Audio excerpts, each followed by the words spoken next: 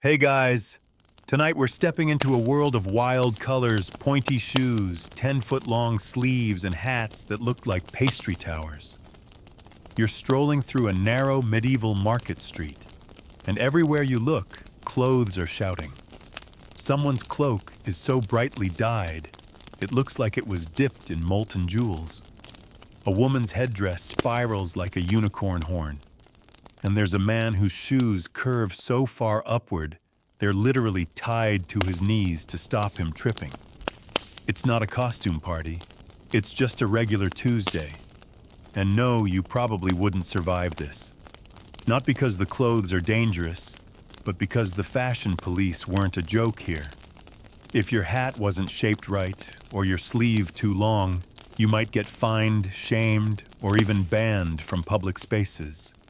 So before you get comfortable, take a moment to like the video and subscribe, but only if you genuinely enjoy what I do here. And drop your location and local time in the comments. I love seeing where and when you're all listening in from. Now dim the lights, maybe turn on a fan for that soft background hum, and let's ease into tonight's journey together. You're walking beside a stone wall, the ivy curling around its base like it's trying to listen in. It's the 1300s, and Europe smells of hearth smoke, horse dung, and just the faintest trace of lavender, because someone important is coming down the road, and his doublet is stuffed with dried herbs to mask the body odor. That's medieval perfume, and no one's judging. The man approaching wears a tunic that's so short, you wonder if he forgot half his outfit at home. And his legs are covered in brightly dyed hose, one green, one yellow. He's not a jester. He's nobility. See, in the medieval world, fashion wasn't about personal expression, it was about status. Fabric wasn't just expensive, it was power. The more of it you had, the more important you seemed. That's why sleeves reached the floor, why trains dragged behind like bridal veils, and why some hats required 2 servants just to hold them in place on windy days. You're not looking at people dressing weirdly. You're looking at a society that used clothing like a scoreboard. You stop by a baker's stall. The man is wearing a plain linen tunic cinched with a rope. Simple, sturdy, nothing flashy. That rope, it tells you everything. He's a working man. Couldn't afford buttons. Those tiny metal discs were like little gold coins sewn onto a coat. They announced wealth louder than shouting. If someone had dozens of buttons running from neck to ankle, they might as well have worn a sign that said, "I'm richer than you," but this wasn't just about bragging. In medieval society, sumptuary laws controlled who could wear what. These laws were like the fashion police written into legislation. If you were a butcher, you couldn't wear ermine. If you were a merchant, no silk. If you were a noblewoman, your veil could be 2 yards long. But if you were lower class, it better stop at your shoulders. And shoes, those long, curly-toed monstrosities called poulaines. Only the elite could wear them past a certain length. Because, of course, you needed to prove you didn't walk much. Walking was for peasants. You drift into a tailor's shop, ducking past a heavy curtain. Inside it smells of sheep's wool and dye. Bolts of fabric are stacked high wool from England silk from Byzantium velvet, imported at an absurd cost.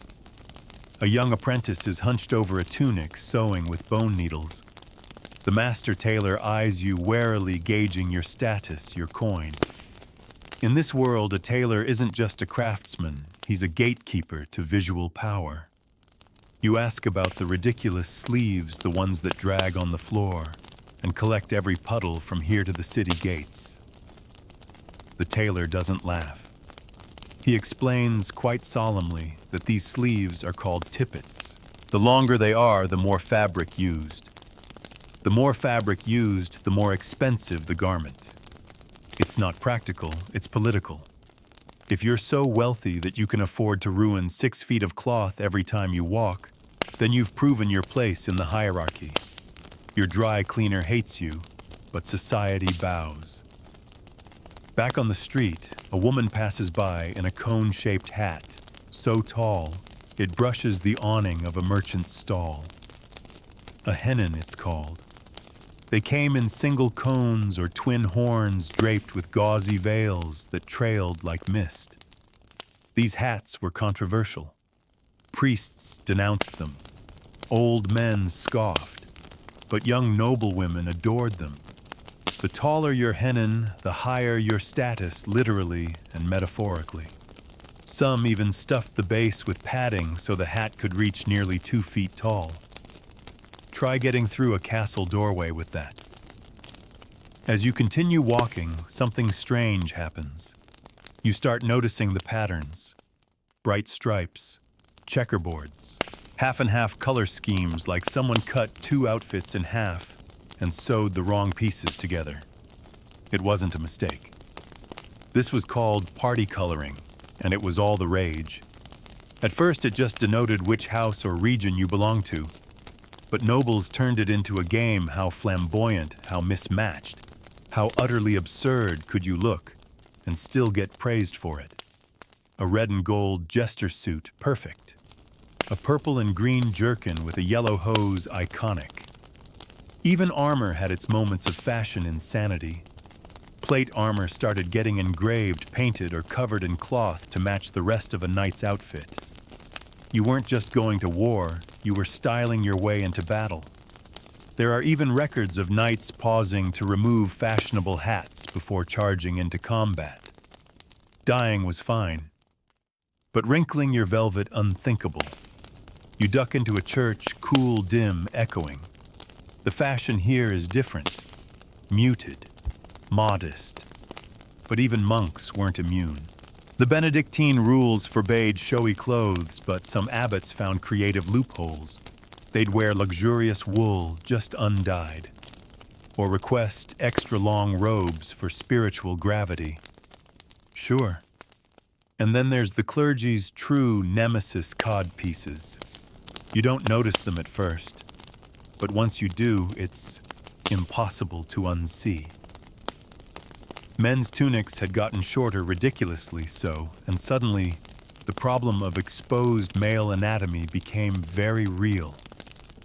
Enter the codpiece, a flap of fabric, then padding, then embroidery, until eventually it was a full-on sculpted display of masculinity. Some were even stuffed, others opened like coin purses. You don't want to ask why. Night begins to fall. Lanterns flicker to life. The fashion parade continues. Capes flapping like bird wings. Jewels sewn into cloaks. Belts so wide they could double as armor. And everywhere status. Status in thread count, in color, in length. Even in discomfort. If your clothes hurt good, it meant you had enough money to suffer for style. You find yourself wondering who started all this madness, who decided that sleeves should drag or hats should tower. But the truth is, it wasn't one person.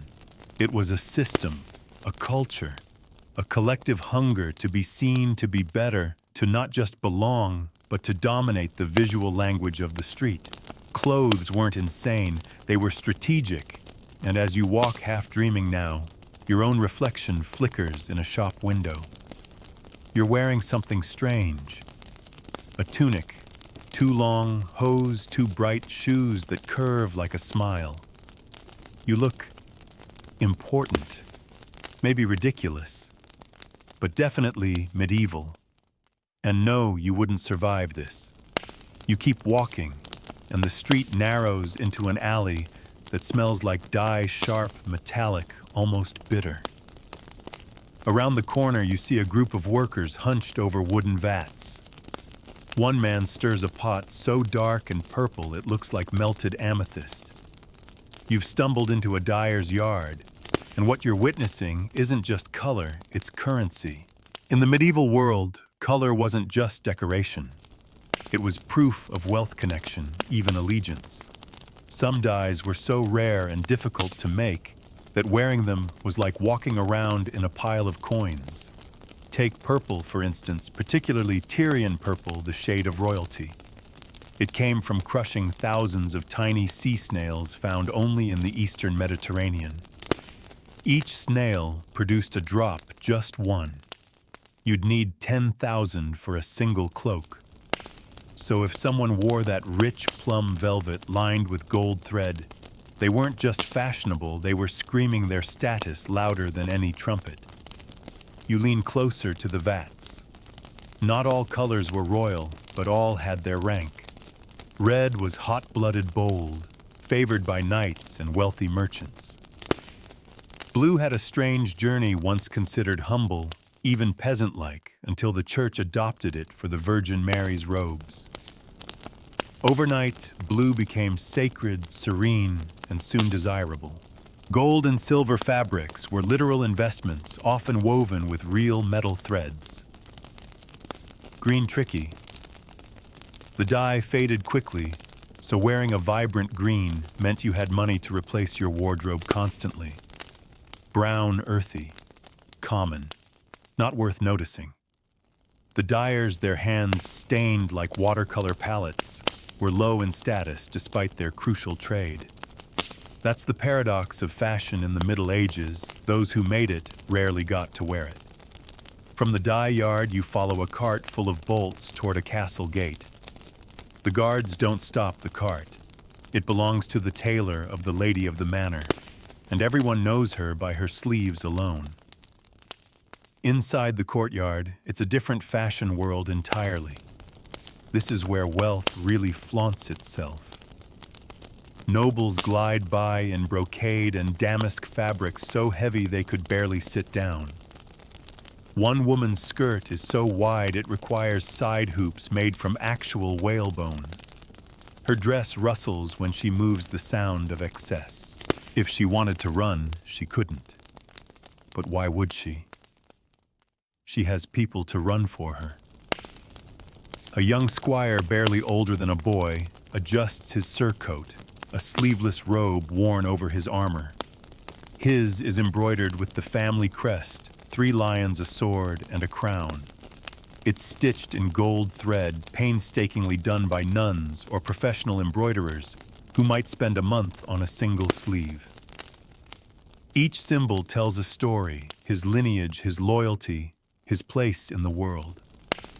In this society, you never just wore something. You declared something with every thread. And then there's the matter of layers. Medieval people didn't believe in less is more. No more was always more. A man might wear a linen shirt, then a tunic, then a surcoat, topped with a cloak, each layer revealing something about his station. Women went further: smocks, kirtles, overgowns, girdles, veils, cloaks. Undressing for bed wasn't sexy, it was exhausting. You pass a group of noblewomen lounging in the garden, fanning themselves with woven reeds. Their hair is plucked at the forehead. Yes, plucked to raise their hairlines into high domes. A beauty trend you did not see coming. The look. A smooth, gleaming forehead stretching into the heavens. Some even rubbed their foreheads with vinegar to keep the hair from growing back. No eyebrows either. Fashion didn't care about your discomfort. It cared about shape, silhouette, and the strangeness of wealth. A servant brings out a tray of pastries, and as she walks, you notice her gown is tucked up and pinned to her waist. Her arms are free. Her sleeves are tight and practical. She's working. But even she obeys the rules of modesty. Her head is covered with a linen wimple, and a small brooch fastens it beneath her chin. No one, not even servants, went bareheaded, unless you wanted to be mistaken for immoral or worse, French. One of the noblewomen rises, and her sideless surcoat sways as she walks. It's exactly what it sounds like, a gown with giant open sides from the hip up. What remains is a kind of cloth frame around her torso, usually revealing the fitted kirtle beneath. It's an optical illusion, covered and uncovered at once, and scandalous.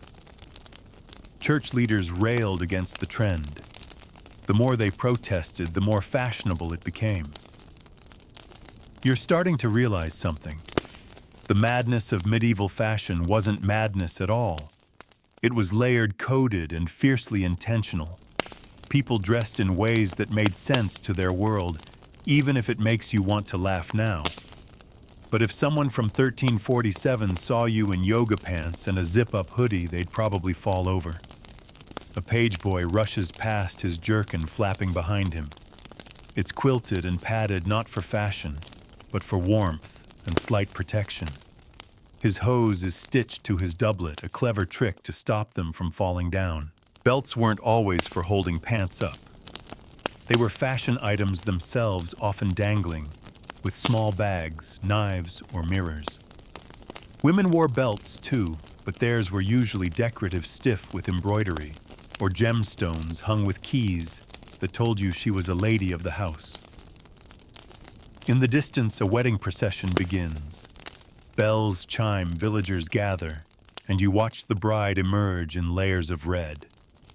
Yes, red, not white. White wasn't the standard wedding color yet. In medieval Europe, red symbolized fertility, wealth, and luck.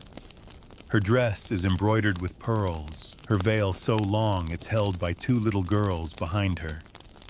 The groom wears a doublet so tight, he walks like he's clenching every muscle in his body. But his sleeves puff proudly, his hat sports a feather longer than your arm, and his pointed poulaines announce, "I am someone important." You step back, letting the parade pass. Children scatter flower petals. Minstrels play. And through all the chaos, the fashion stands firm. Nothing here is random. Not the colors, not the shapes, not the exaggerated silhouettes. They're all part of the show, a society dressing itself into place. Every outfit a conversation about wealth, morality, gender, and class. You wander toward a cluster of stalls where seamstresses stitch in the open air. They're mending torn hems, sewing laces, measuring sleeves against bits of string. Their tools are simple bone needles, iron shears, beeswaxed thread. But their skill impeccable. Some of these women could stitch a sleeve so fine the seams were invisible. Others worked as part of guilds, passing on secrets, defending prices, guarding designs. You sit for a moment and close your eyes. Even in stillness, the fashion hums around you, colors that signal bloodlines, sleeves that shout power, cloaks that whisper authority. You're surrounded by peacocks in human form, and somehow it works. It always has. Because in the medieval world, looking ridiculous didn't mean you were foolish. It meant you were seen. You rise from the bench beside the seamstresses and start to drift toward the town square. It's late morning now, and the air smells of roasting onions and damp wool. Market day. A dozen stalls form a colorful ring, each one draped with linen awnings dyed in dusty blues or sun-faded ochres. Behind every stall, someone is shouting about apples, iron nails, fish, or ribbon. But what catches your eye is the crowd itself. It's like walking into a living tapestry. A baker's apprentice in a short tunic splattered with flour brushes past a young woman in a yellow kirtle. Her hem is fraying her sleeves, patched, yet she still pins her hair modestly beneath a veil. Modesty was more than just a virtue. It was a uniform for unmarried women. Hair was intimate, private. You only uncovered it when you were alone or scandalous. Beside the well, two boys wrestle their tunics hitched above their knees. A third boy laughs, his hose drooping on one leg. You realize they're not wearing any kind of underpants. That's not an oversight. It's normal. Underwear, as we think of it, didn't exist yet. Men wore braised, loose linen shorts tied with a cord. But for children, too expensive. They wore what they had until they didn't fit anymore. Clothing wasn't just status, it was survival. If your sleeves were too short, your arms got cold. If your shoes wore through your feet, bled. Speaking of shoes, there's a cobbler hunched over a hide slicing leather, with hands stained dark as saddle oil. He doesn't look up, but his work speaks volumes. You glance at a pair of new poulaines displayed on the cart beside him.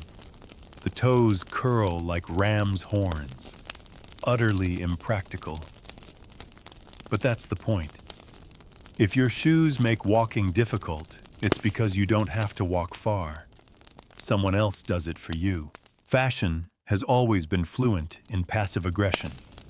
You pause at the cloth merchant's tent, where a merchant is boasting loudly about his imported samite.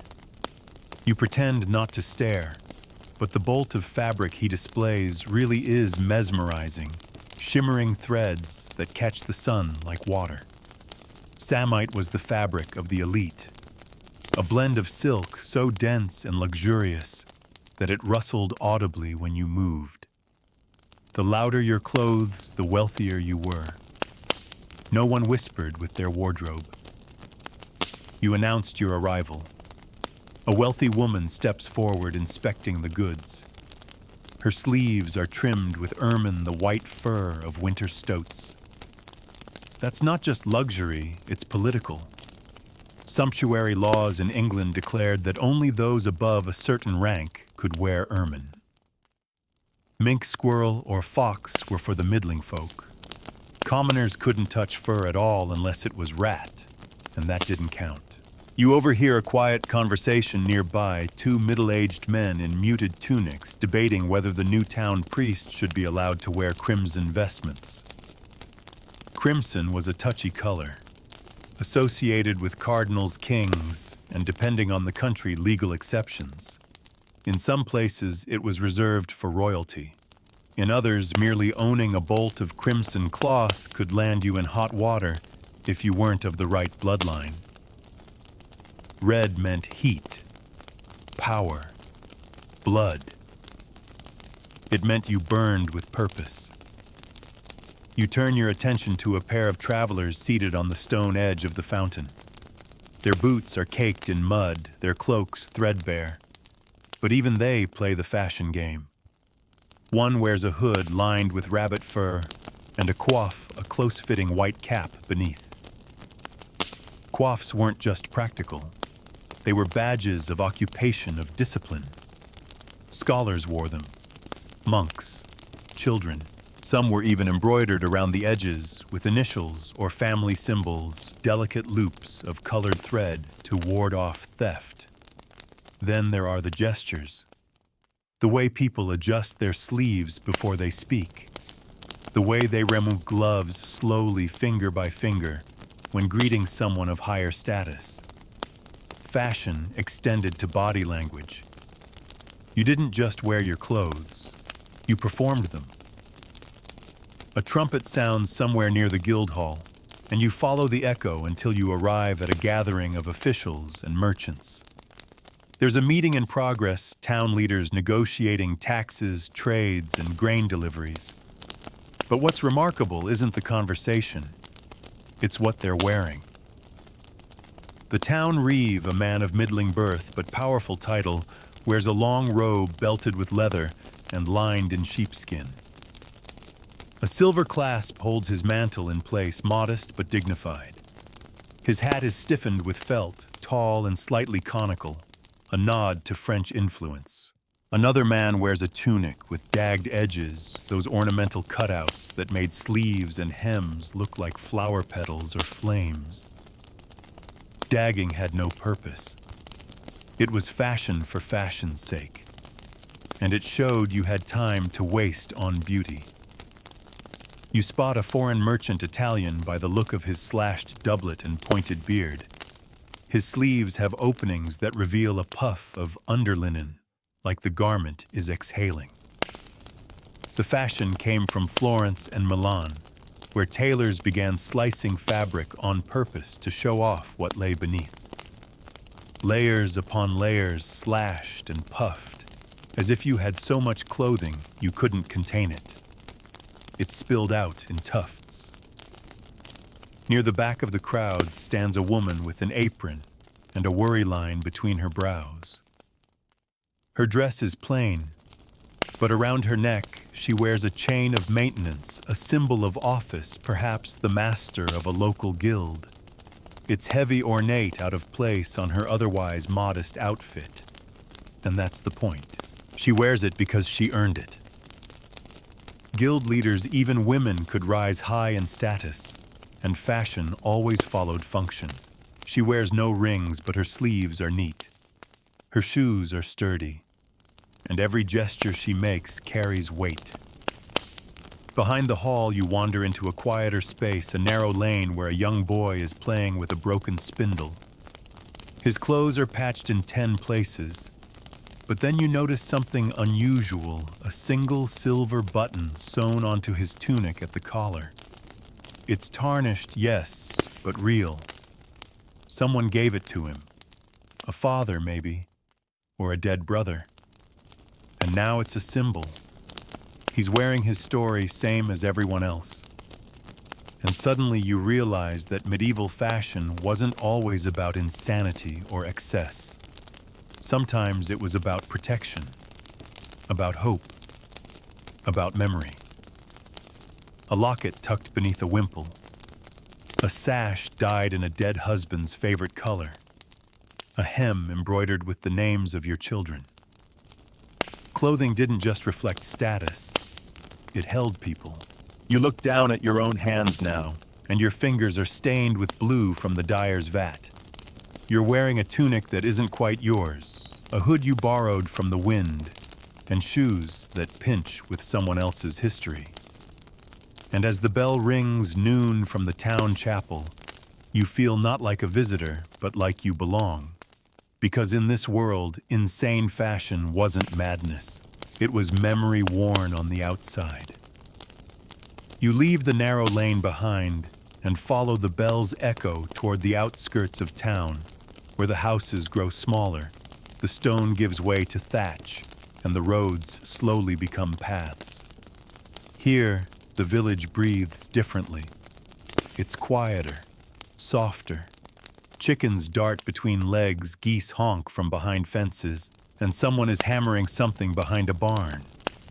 This is the world of peasants and field workers where clothing doesn't announce status, but helps you survive it. You pass a woman pulling laundry from a wooden tub, steam rising as she wrings out a woolen smock. Her arms are strong, her hands raw, and her expression indifferent to the cold splash of water against her skin.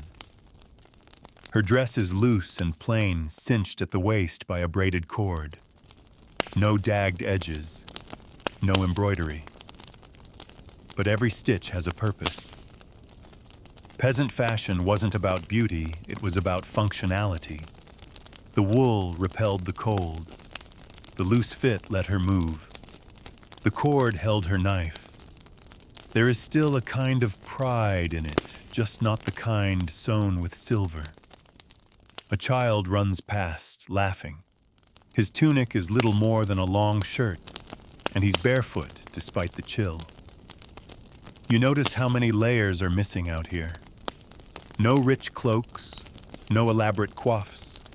Even the colors are dimmer natural shades of undyed linen-faded grays, washed-out greens. Dyes were expensive, and most villagers relied on local plants and minerals, onion skins for yellow woad, for blue walnut shells for brown. If it couldn't be grown or foraged, it wasn't worn. You reach a cottage where a man is repairing a plow blade. His clothes are so patched, they look like a quilt, but they're sturdy. He doesn't look up from his work, but you notice the tools looped through his belt. A hook knife, a pouch of nails, a whetstone. His belt is his toolbox. His tunic sleeves are rolled and tied with twine. No flowing fabric here to catch on metal. This is fashion stripped down to purpose, and yet it still says something. Even the headwear out here speaks volumes. Most women cover their hair with simple wimples or kerchiefs, sometimes just a strip of cloth knotted at the nape of the neck. Not because it's stylish, but because uncovered hair invited dust-sweat gossip. A clean veil meant clean habits, and those mattered in a world where reputations stuck like mud. But not everything is drab. On Sundays or holy days, even peasants tried to dress up. You pass a man adjusting his best tunic, slightly better wool, a few decorative stitches at the collar. A girl nearby ties on the belt with her one nice brooch, a pewter flower with a missing petal. It's chipped a little crooked, but it's hers. And when she smiles in it, it shines like a crown. You arrive at the village chapel just as the noon service ends. People trickle out slowly, adjusting their cloaks and caps, greeting neighbors. The priest is last to leave his robes simple, but still distinct. No gold embroidery here, just a cross sewn in red thread over his chest, and a cord tied 3 times around his waist. A sign of vows, a sign of restraint. He bows to a widow in a brown dress as he passes. She bows back, and you notice her hands gently holding the ends of her veil, not smoothing it but clutching it, as if it's a comfort. Because for some, clothing was more than cloth. It was a shield, a ritual, a memory you could wrap yourself in when the world got cold. Behind the chapel, a young couple walks hand in hand toward the fields. You trail them at a distance, watching the way their sleeves swing together, brushing now and then. Her dress is longer than his tunic, and she lifts it slightly to step over stones. You notice she's wearing a garland of dried flowers tucked into her braid. Not a fashion rule, not a sumptuary regulation, just something beautiful made with her hands. There's something touching about this moment, about how in a world dominated by strict clothing hierarchies, peasants still found ways to create beauty, even in poverty. A stitch here, a lucky charm pinned to a sleeve, a patch in the shape of a heart. This wasn't resistance, it was humanity. And you begin to understand something deeper the farther you get from the cities and courts, the more personal fashion becomes. Out here, clothes don't need to perform power. They just need to hold you through your day. Still, the shadows of the upper classes creep in. A traveling friar passes through the village carrying stories from the city. He tells tales of velvet robes and jeweled belts of noblewomen who wear sleeves that drag behind them like shadows. The village children listen wide-eyed, and later try to copy the style using scraps and strips of leftover wool. They pretend their cloaks are lined with silk. They use willow twigs for fans. And just like that, the fashion of the powerful becomes a game of pretend. You rest on a tree stump, watching a mother sew beneath a tree. Her child is asleep in her lap, and she stitches quietly, rhythmically, her fingers moving with instinct. She's not following a pattern. She's following memory, her own mother's stitch, perhaps, or a neighbor's borrowed technique. These women pass down skills the way others pass down names. Somewhere in the distance, bells toll again. The sun has moved. The breeze has cooled. And you feel as though you've peeled back yet another layer of the medieval world, one where fashion, though seemingly ridiculous in the courts and cities, was still meaningful in the mud. Even the simplest hem carried weight. Even the most frayed sleeve had a story. You rise, brushing dust from your cloak, no embroidery, no rare dye, just the color of earth. But somehow in this moment you realize you're dressed exactly right. You follow the dirt path beyond the village until it curls into the edge of a noble estate where land is measured not by fences, but by silence. The trees grow straighter here, the birdsong seems rehearsed, and even the breeze knows when to hush. A pair of deer bound across the distance as you approach a hunting lodge nestled in stone. Here, fashion changes again, stealthy, seasonal, strategic. A group of nobles prepares for a hunt.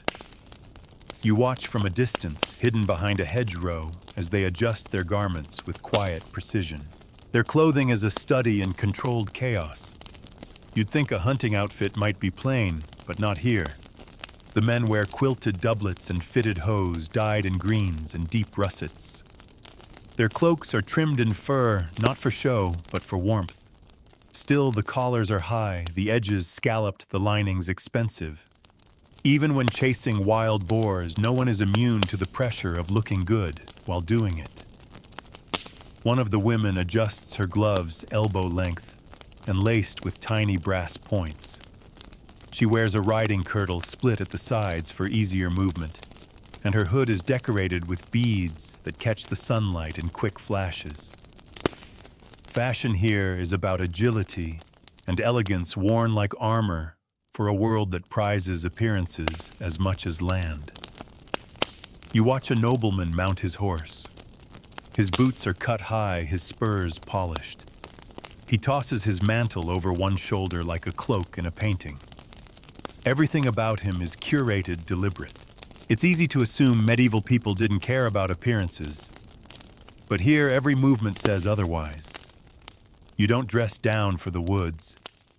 You dress differently and still strategically. As the hunting party disappears into the forest, you linger near the lodge, drawn to the sounds of preparation within. Inside, a servant is brushing garments with a bunch of dried lavender stems, knocking away dust. Another is folding cloaks along seams, aligning them with military precision. You notice something odd, a small stone heated in the fire, wrapped in cloth, and placed between layers of folded hose. Warm stockings, a quiet luxury. The lodge itself smells of pine wool and a hint of old wine. You wander past the storage room and discover racks of spare garments arranged by owner, marked not by names, but by insignia embroidered on linen bands. A falcon, a rose, a sword with wings. These aren't just decorative, they're personal brands. In a world without last names etched in leather tags, embroidery was identity. One servant lays out a padded gambeson, an Under Armour coat thick with layers of quilted linen. Meant to cushion the body beneath chainmail, it's plain at first glance. But closer inspection reveals rows of perfectly hand-stitched seams. A humble garment, yes, but cared for. You realize that even in battle, even while protecting your body, there's space for pride and craft. Later, as dusk approaches, the hunting party returns, trailing laughter and exhaustion. Cloaks are muddied sleeves torn by brambles, but no one minds. The dirt is proof of action. Still by nightfall, the washing begins. Garments are rinsed in wooden tubs hung near the fire, brushed down with care. No one lets a cloak fade without effort. Fabric is too precious, threads too costly. Fashion may look excessive, but in practice, it's an exercise in preservation. You find yourself invited into the main manor house, a great hall with a vaulted ceiling and a fire big enough to roast an ox. The warmth is immediate, but what truly catches your eye are the garments hanging near the hearth cloaks, drying tunics, warming, and a fur-lined surcoat resting over a chair like a sleeping cat. The noblewoman of the manor enters her gown, a sweeping river of wine-colored velvet. Her sleeves are long and tight at the forearms, flaring dramatically past the wrists into points that kiss the floor. Coat-hardy, you remember it's called. Once a man's garment, simple-fitted, but by now transformed into high fashion for women, often with buttons running from neck to hem. Tiny, impractical, decorative. The kind of garment that required help just to get into it. You watch as a maid assists her in removing her outer layer. The undergown shimmers faintly. Silk, perhaps. The maid folds the gown carefully, smoothing each pleat with her palm, muttering under her breath. A ritual more than a task. You understand. These aren't just clothes. They're investments, symbols, even emotional tokens. You cared for your garments the way you cared for your heirlooms. Later, as the hall fills for supper, you notice another curious phenomenon, table fashion. Guests remove gloves, but keep hats. Sleeves are pinned or slung over the backs of chairs to avoid dragging through food. Jewelry is revealed or concealed based on who's watching. One man wears a collar so thick with gold links it practically clinks when he nods. Another hides a brooch inside his cloak, only flashing it briefly when the host mentions their shared family name. Even the servants observe fashion hierarchies. Their uniforms are coordinated blue and brown livery stitched with the manor's emblem. Uniforms didn't just organize people. They communicated obedience, loyalty, and place. If you wore livery, you were claimed. You belonged. As the meal progresses, you notice a quiet war of fabrics across the table. Brocade against damask. Silk battling velvet. Wool with surprising patterns. Some of the guests tug discreetly at their sleeves, trying to position their cuffs just right to show off a lining or a ring.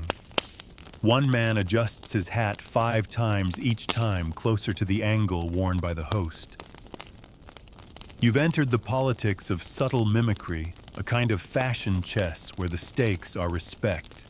The fire burns lower, the wine runs thicker, and the guests begin to loosen their garments, breathe deeper, laugh louder. A woman pulls off her hennin and sets it aside with relief. Her hair is flattened beneath braided tight. You wonder how long it took to get it just right. Hours, probably. All for a few hours of display, then collapse. Later, as guests leave, they redrape cloaks and refasten buttons. Fashion retreats back into armor. A nobleman helps his wife with her hood, tying it under her chin, with surprising gentleness.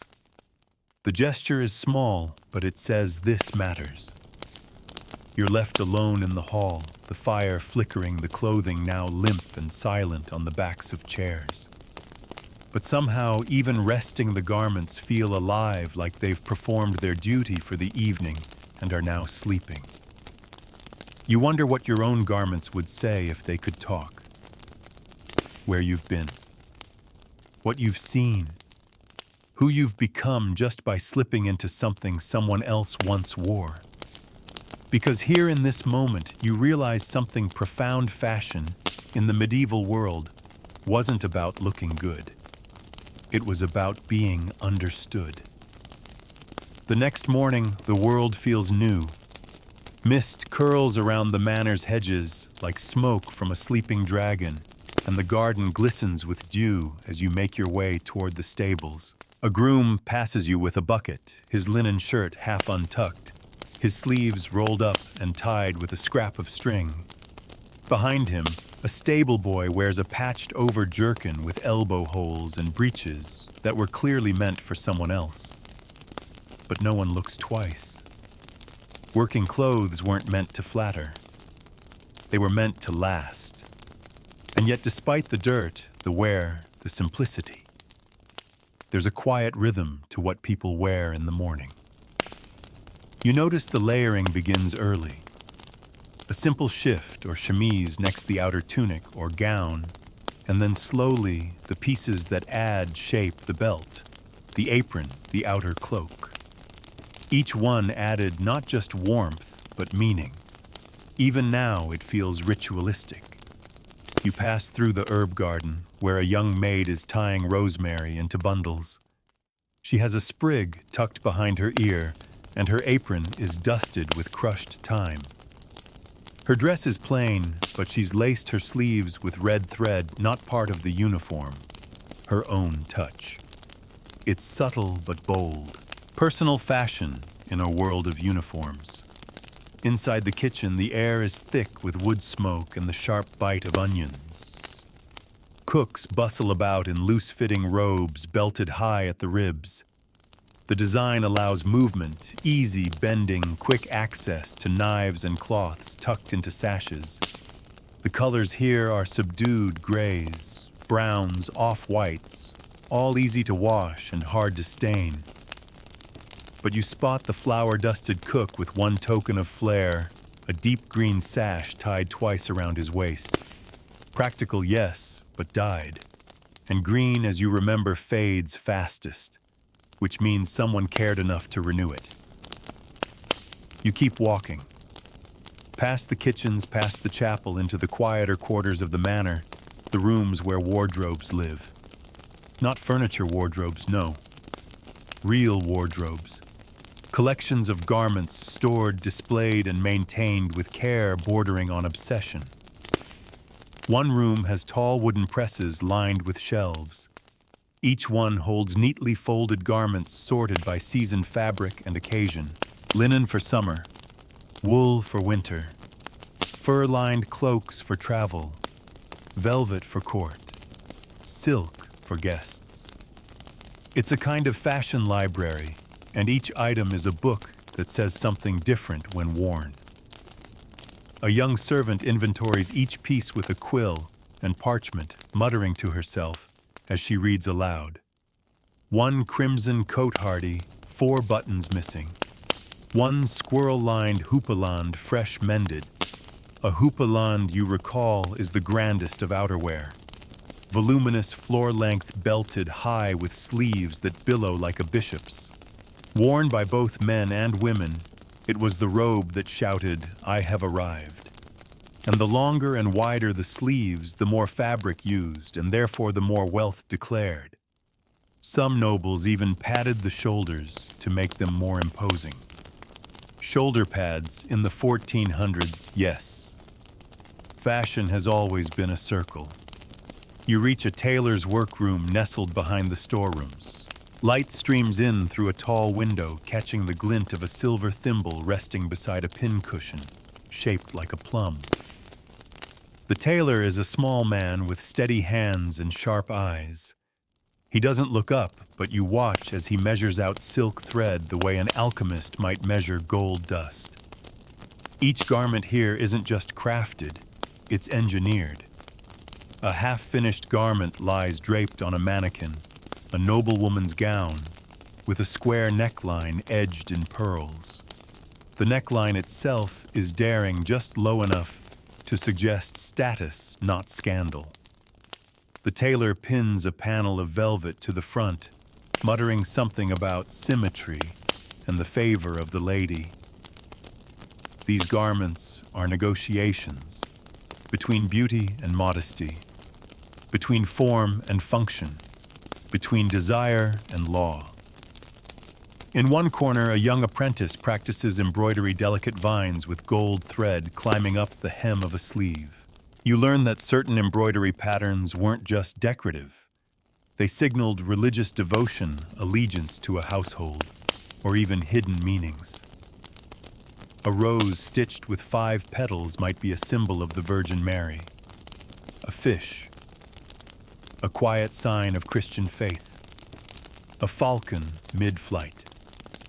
A family crest. Fashion wasn't always loud. Sometimes it whispered. You return to the halls of the manor in time for the morning visitors. A noblewoman arrives, her entourage trailing behind like a flock of fabric in motion. She's dressed in layers so perfectly coordinated, it makes you want to applaud.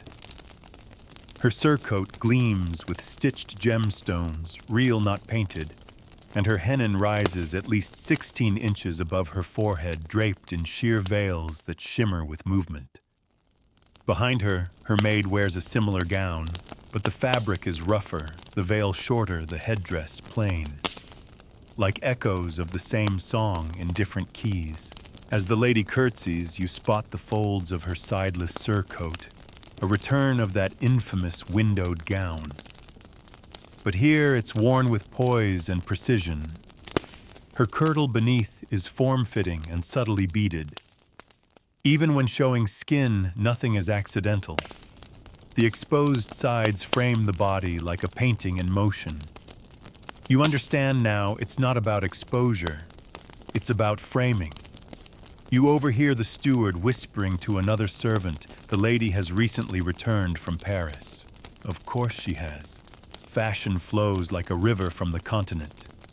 What's bold in Italy becomes daring in France, then trickles into England like gossip dressed in silk. The wardrobe follows trade routes. Styles are carried by merchants, painters, bishops. A sleeve can migrate faster than a king. At midday, a discussion begins near the high table, an older nobleman shaking his head at the latest decree from the crown. New sumptuary laws again. They say no man under the rank of baron may wear cloth of gold. No woman may wear jewels larger than a hazelnut unless married to a knight. The nobles grumble, the servants listen, and somewhere a tailor sighs. You slip away from the crowd out into the gallery where portraits hang. Each one wears something impossible. A gown so wide the arms vanish behind pleats. A cloak so embroidered it glitters like frost. A hat so tall it leans. But all of them look serene, regal, insane maybe, but only to modern eyes. To theirs, it's identity, authority, a way to tell the world I am here. I am this. And for a moment in the quiet of the gallery, you imagine your own portrait. What would you wear? What symbols would you stitch into your sleeves? What colors would you choose if each one told a story? Because here in this manor, where clothes breathe and speak and sigh like living things, you begin to understand. Fashion wasn't about vanity. It was about belonging. Later that day, you find yourself on the road again, walking a rutted path that winds gently downhill into a trading town. The manor fades behind you like a memory of velvet and gold, and ahead lies a place humming with contrast, where manor meets market, where nobles pass merchants and merchants pass off as nobles, if only for a moment. The town is busier than the village, but scrappier than the estate. Stalls line the main thoroughfare in uneven rows, roofed with patched canvas and sun-bleached cloth. Everything here is layered stone atop mud fabric, atop skin identities, atop names. A woman calls out prices for almonds. A boy swings a bucket over his head for attention. And everywhere you turn, people are dressed in ways that make you pause. A butcher wears a blood-spattered apron over an otherwise neatly pressed tunic. The apron is functional, yes, but the embroidered edge near the collar, not necessary. Decorative, possibly made by his wife, possibly a gift. In a world with so few possessions, fashion often came from the heart, not the purse. You pass a goldsmith's tent and stop. The tent is smaller than others, but the goods inside glow. Chains, rings, brooches, some delicate, some absurdly large.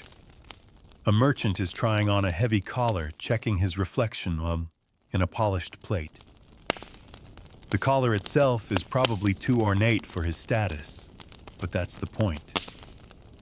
In the middle class, fashion wasn't just aspiration, it was camouflage. Dress well enough, and maybe you wouldn't be mistaken for someone who still works for a living. A boy brushes past wearing a split-colored tunic, one half blue, the other green. Party color. You remember that from the city, fashionable, bold, and often symbolic. A way to show loyalty to two houses, or just a clever excuse to use up leftover fabric. His shoes are leather dyed with walnut, but curling at the toes barely, just enough to hint at class without violating the law. Skirting the edge of sumptuary rules was a sport here. A woman in the crowd adjusts her headdress. It's simple, a linen wrap twisted into a turban-like coil around her head. But she's added a feather, just one. A bit of flash to catch the light as she turns. You get the sense she saved that feather from a roast goose a month ago. Washed it, pressed it, waited for this market day to wear it. That's what medieval fashion did. It gave people something to look forward to. You notice how merchants, especially those with foreign goods, dress differently. A cloth seller from Flanders wears a tightly belted gown of pale yellow, almost scandalously fitted, the sleeves cut short and fringed. His boots are dyed blue and polished to a shine. Another man from Venice wears a hat shaped like an inverted boat, so large it brushes the lintel of his stall when he enters. These aren't just national quirks. They're selling points. Fashion doubled as branding. Look foreign enough, and your silks will seem more exotic. Look rich enough, and your spices will seem rarer. You stop at a stall selling pins. Dozens of them lined on a strip of velvet, some bone, some iron, a few copper. Pins weren't just accessories. They were fasteners, decorations, gifts, love tokens. They held together sleeves, veils, even whole garments. The right pin could make a hem look deliberate. The wrong one could expose you. A man nearby is buying 3 for a woman whose name he won't say aloud. She blushes anyway. The town's fabric market sprawls around the central square. Bolts of cloth flutter in the breeze like flags, undyed wool, dyed wool, coarse linen, fine linen silk in tiny swatches. Cloth merchants shout over each other, boasting of quality and color from Toulouse, from Bruges, dyed in saffron, washed in the river of saints. It's overwhelming, but you understand the chaos. In a world before fast fashion, fabric was the future. Buying cloth wasn't shopping. It was betting on what you'd become. One woman buys 2 ells of crimson and walks away like she's stolen fire. A man buys plain wool and ties it over his shoulder as a makeshift cloak, already testing the drape. Nearby, a guild representative inspects fabric for consistency. His badge, silver shaped like a loom, hangs from a chain on his belt. He nods once, accepts a bribe discreetly, and moves on. Even guild officials played dress-up. Their clothing was uniform, yes, but also quietly tailored to show rank. An extra row of buttons, a more polished shoe, a finer belt buckle, small things with loud meanings. You wander into a tent filled with old clothes, gently used garments traded or sold by those needing coin. A young man fingers a blue doublet with velvet trim. It's too fine for him, you can tell. But he tries it on anyway, stands a little taller, lifts his chin. For a moment, he's not a cooper's apprentice. He's someone important. That's the magic of clothing, especially here. It lets you step outside your place, even if just for a heartbeat. And yes, there are tailors here too, set up beside the fabric stalls, ready to turn purchases into dreams. One cuts patterns from brown parchment. Another measures a woman's arm, then her shoulder, then her wrist. They don't speak much. Their hands do snip, pin, fold, thread. And suddenly, a flat piece of cloth begins to become something. Even the way people move here is influenced by their clothes. A merchant hitches up his tunic as he steps into the mud. A woman loops her gown over her wrist as she walks. Every gesture has been practiced, adjusted to match the fabric and cut. There's grace in it, a choreography written in wool. As the sun begins to set, the market shifts. Tents start to close. Torches flicker to life. You watch as people slowly change layers, adding cloaks, tightening laces, fastening new veils. Day wear becomes night wear with a single belt. A girl adds a strip of red cloth to her bodice, a festive touch for evening. And as you sit on a low stone wall watching them all move past in the golden light, you see the full arc of medieval fashion again. Not as insanity, but as survival status. Longing, identity, memory, ritual, resistance, and joy. You no longer see ridiculous hats or impossible sleeves. You see people using clothing to stretch toward something, dignity perhaps. Belonging. Magic. And maybe, just maybe, they succeeded. Night descends fully now, casting the trading town in a soft gold glow as torches sway gently in iron brackets.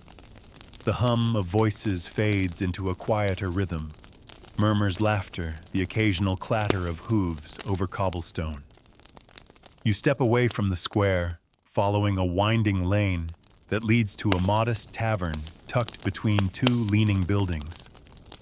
There, the fashion becomes something else entirely, looser, warmer, more human. Inside, it's all flickering light and shadow. The tavern smells of ale-damp wood sweat and roast meat.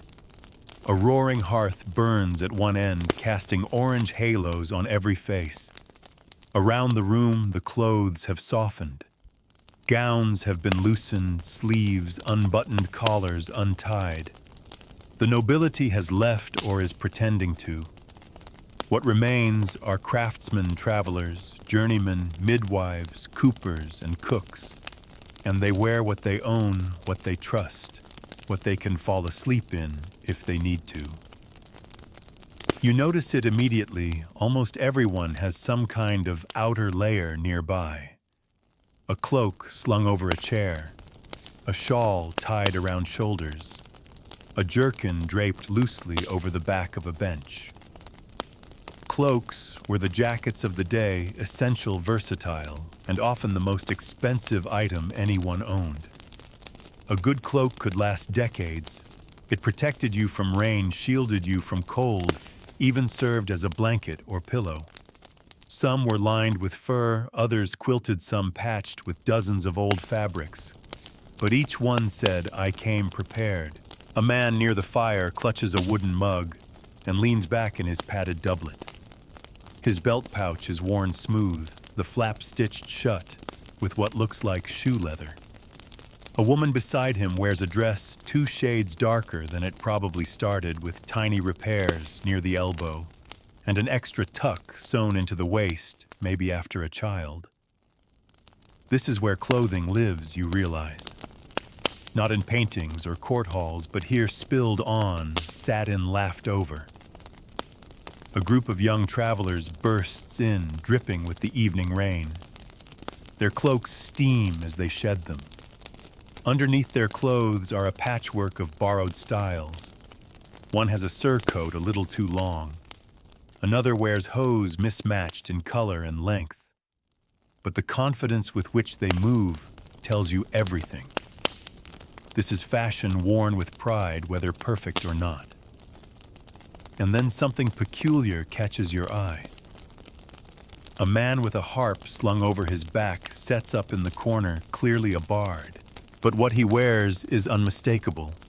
A brightly colored tunic, party-colored in red and black, with jagged hems and golden trim. It's not just a costume. It's a signal. Bards, jesters, minstrels, these were the entertainers, and their fashion walked a fine line between admiration and mockery. They had to be noticed. They had to be different. Their garments, especially among the nobility, were permitted to be outrageous, sometimes encouraged to be so. His shoes curl into high points, bells sewn into the tips, quiet for now. But you know what they'll sound like when he begins to play. His sleeves are lined with yellow silk, a surprise flash of color with every gesture. Not for warmth, not even for beauty, for drama. And as he strums a chord and the room leans in, you understand how clothing itself becomes part of the performance. At a table nearby, a group of women whisper over mugs of ale. They're dressed simply, but one wears a headband with metal discs sewn along the edge. They glint as she nods. Jewelry was rare in these parts and often doubled as currency. A brooch might pay for a bed. A necklace might be your dowry. And still people wore them proudly. Not because they were foolish, but because beauty was worth the risk. The tavern keeper, a stout woman with sleeves rolled to her elbows, moves between tables like a ship through water. Her gown is brown, simple, spotless, somehow untouched by the chaos. Her apron is double-tied, and the pockets jingle faintly. You wonder what's in them.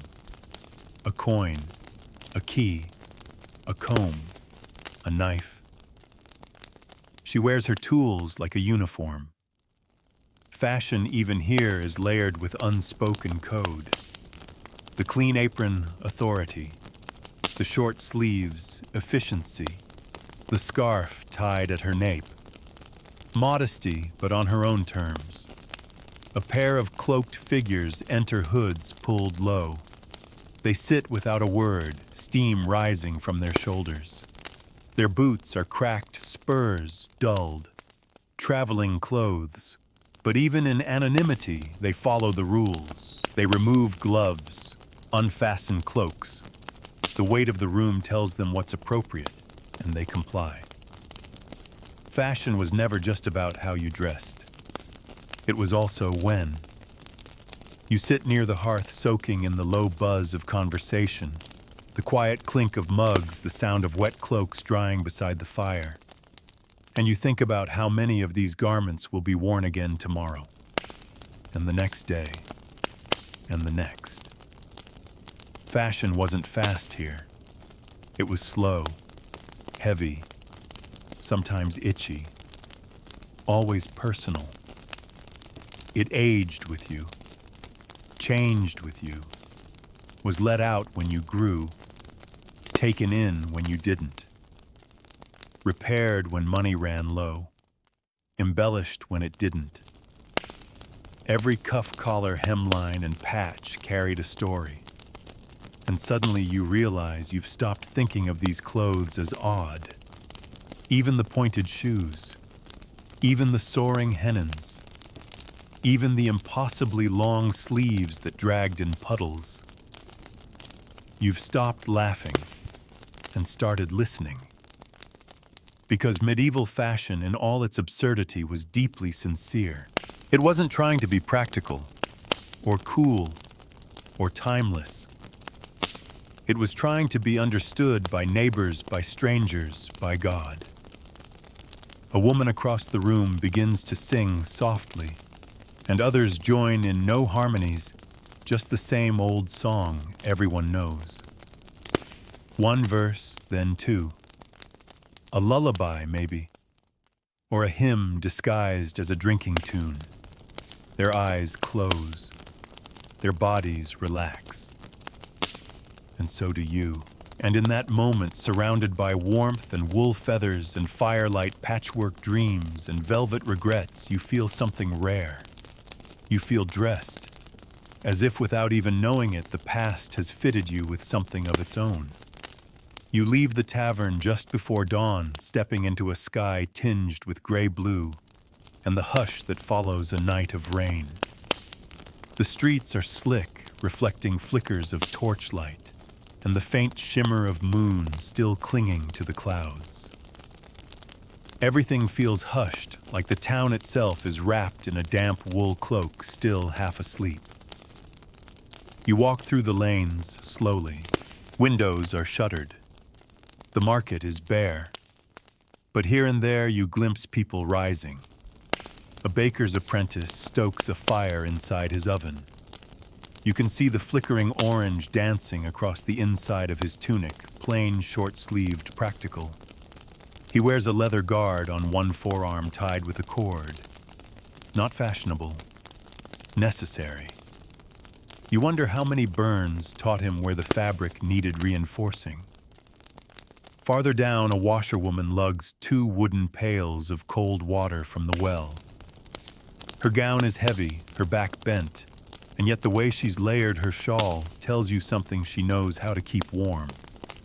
She's looped it twice around her shoulders and pinned it with a single bone clasp, worn smooth from use. A gesture that's part reflex, part muscle memory, and entirely her own. You pass an alley where laundry hangs like flags between windows. A row of shirts, some patched, some yellowed, some so worn the light passes through, each one held up by wooden pins flapping in the breeze like ghosts. And for the first time, you see fashion not as an object or event, but as evidence of life lived, of hands that sewed, of bodies that wore, of time that passed. Eventually, you reach the edge of town where a monastery perches like a quiet thought on a hill. You climb the slope, and the sounds of the town fall away behind you. At the gate, a monk lets you in with a nod. No words, just open arms. The silence inside is deep but not empty. The monastery breathes in rhythms, the chapel bell, the scrape of sandals on stone, the turning of pages too old to crumble. The monks here wear habits of undyed wool, off-white, brown, or gray depending on their order. Simple robes with rope belts and cowls that drape like drawn curtains around the face. And yet even here in a world sworn to reject vanity, fashion finds its foothold. You watch a monk sewing a new habit. His hands are quick but gentle. The pattern is precise. Each fold meant to hang evenly. The belt tied in the same loop each time. Even in humility, there is dignity. Even simplicity has rules. A habit too finely tailored is suspect. Too loose, and it's considered lazy. You realize modesty isn't the absence of fashion. It's just another version of it. Controlled, measured, shared. In the scriptorium, you find more monks hunched over vellum, their sleeves tied back so they don't smear the ink. Their hoods rest against their shoulders, exposing shorn heads. Hair was its own fashion here, and rejection of it a statement louder than any embroidery. Tonsure wasn't just symbolic. It was visible obedience. One monk lifts his head and adjusts his robe. He has mended it at the shoulder with a barely visible stitch. Same thread, same color, almost seamless. He could have asked for a new robe. But a perfect repair was a mark of discipline, of control, of refusal to waste. In a society obsessed with outward show monks, were the counterweight still full of their own silent language of cloth. You walk through the cloisters where the floor is cool beneath your shoes. The arches overhead curve like folded sleeves. In the garden, a monk tends to herbs. His tunic has been shortened for easier movement, frayed at the hem but clean. His sleeves are rolled. His sandals reveal wool socks woven in thick spirals. They look uncomfortable, but warm. You sit with him a while. He doesn't speak, just weeds. The rhythm of it is familiar now. Thread, patch, stitch, bind, tuck, wrap, fold. It's all one big motion, you realize, like prayer or breath. Later in the monastery's refectory, you watch the monks eat in silence. Even their meals have a kind of textile order. Napkins folded precisely. Robes kept clear. Bread broken cleanly. Every movement quiet, deliberate, modest. This is fashion as spiritual practice. Nothing wasted, nothing excessive. Everything worn with purpose, even if that purpose is to appear untouched by the world. But you know better now. Because outside these walls, fashion is the world. You leave the monastery by midday, the sun now climbing. The wind picks up as you descend the hill and you tighten your cloak without thinking. A small act, but loaded with everything you've learned. The way you fasten it, the way it falls, the way it moves when you walk. And in the distance you spot someone climbing the same hill you just descended. A woman, tall, a cloak fluttering behind her like a banner. Her headdress catches the sun, starched linen twisted like a spiral shell. She walks with purpose. She belongs somewhere else. Maybe the manor, maybe the court, maybe the next chapter of the story. And you feel like a page she might pass. Still, you understand her now. Her garments don't seem strange. Her headdress doesn't seem absurd. They seem earned, chosen, part of a language you're beginning to read. Because medieval fashion in all its noise and nonsense was never a joke. It was a mirror. And if you looked closely enough, you didn't see a costume. You saw a person. You return to the road, feet finding rhythm again, the sun warm on your shoulders now. The land opens wide, dotted with farms, and the occasional herdsman trailing behind sleepy sheep.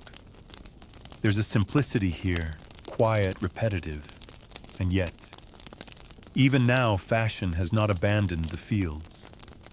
A boy tending geese stands barefoot in the grass, his tunic pulled high and knotted at the waist to keep from dragging. His hair is a shaggy mess, but his sleeves have been carefully restitched with red thread. Tiny hand-sewn repairs, done not for show, but for love.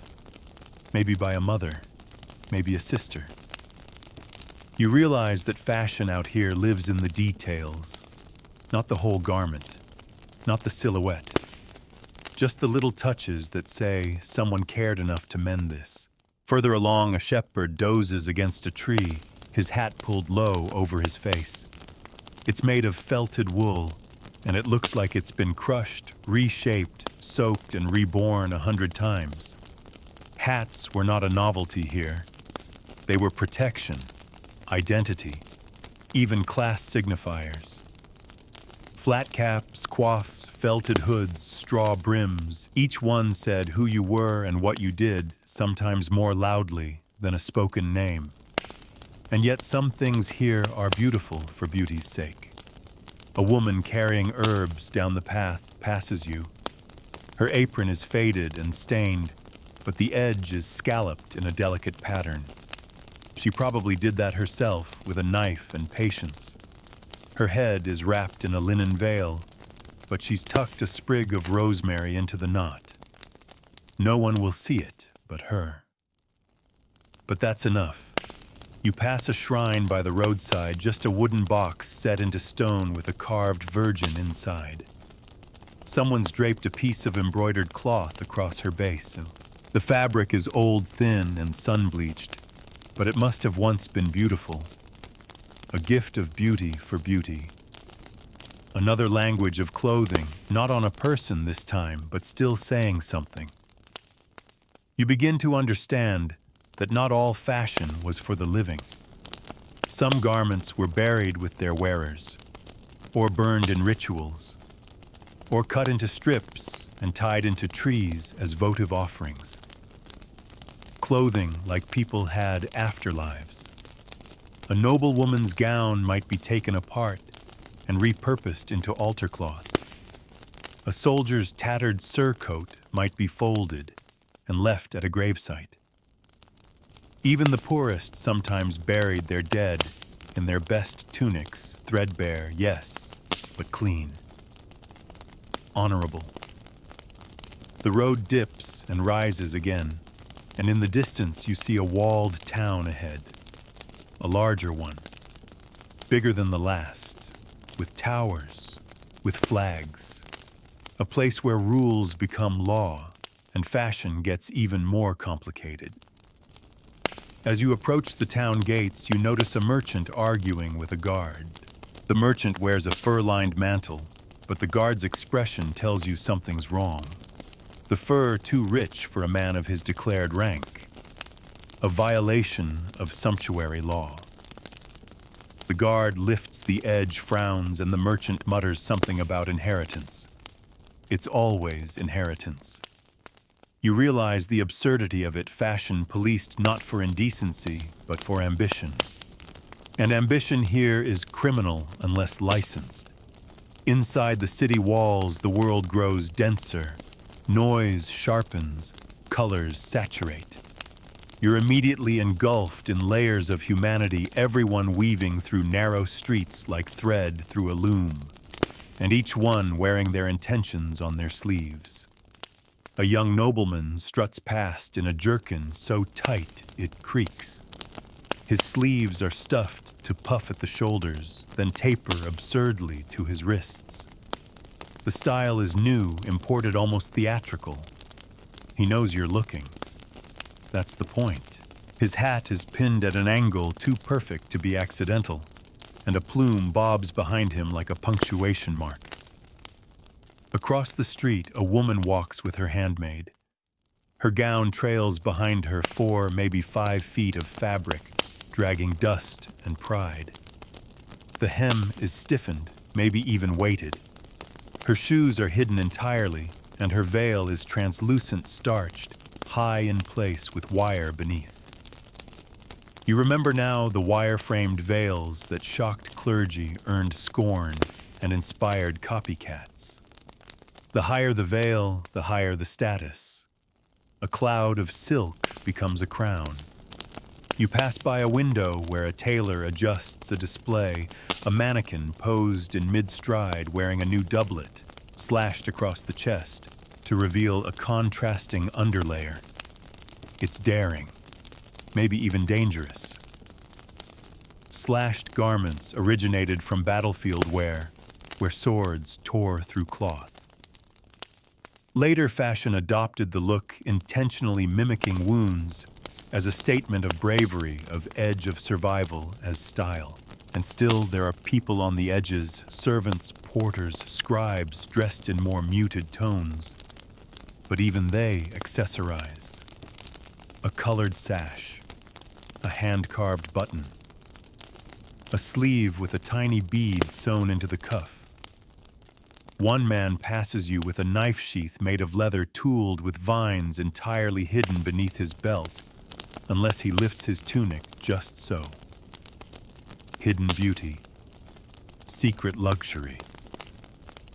You find yourself drawn into a side alley where a group of children play beside a dyer's workshop. The walls are stained with every color imaginable: crimson, indigo, ochre, walnut, brown, woad blue.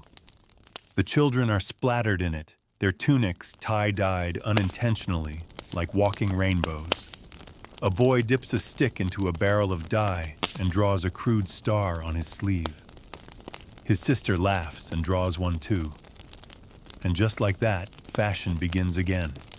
With a mark, a line, a choice. You stand still for a moment as the city pulses around you. Fashion is no longer a joke. It's not even insane. It's a language. It's law. It's longing. And it's everywhere, from shrines and windows to cloaks and sleeves to the dirt stains on a shepherd's hem. You step back into the crowd. Your cloak flutters in the wind, and for the first time you adjust it deliberately.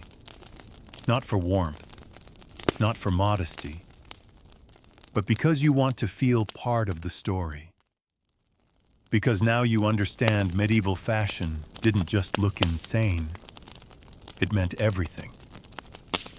You wander deeper into the heart of the city, the streets now slick with footprints and the early whispers of commerce. The shops are just opening wooden shutters, swinging wide bolts of cloth carried into sunlight, and servants sweeping thresholds with rhythmic strokes. You pass one shop front with carved stone columns and a velvet curtain for a door. It's a tailor's guild house. Inside, the room hums with thread and pride. 5 men are already at work, one cutting patterns, one marking measurements in chalk, 2 stitching, and 1 sharpening scissors so large they could double as weapons. This isn't just a workshop. It's a sanctuary.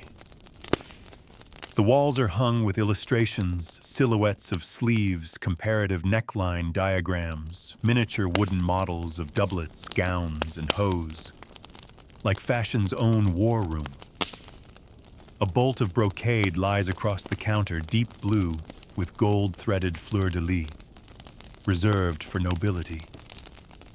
Only the elite could wear fabric like this, but a tailor must handle it, even if they could never wear it. They know more about status than the people who hold it. Every seam they stitch reinforces the hierarchy. Every hem they shape affirms who belongs where. One tailor threads a bone needle with practiced fingers, and you listen as he tells his apprentice how to fold a neckline so it falls with dignity. Not comfort, not ease, dignity. In this world, fabric was trained like a soldier, commanded like a servant, praised like a poet. A good garment stood tall on its own, even before it touched a body. The master tailor, a thin man with ink-stained hands, speaks about fashion like scripture. A collar, he says, can elevate a man more than his title, but only if it's lined correctly. You believe him, because you've seen it.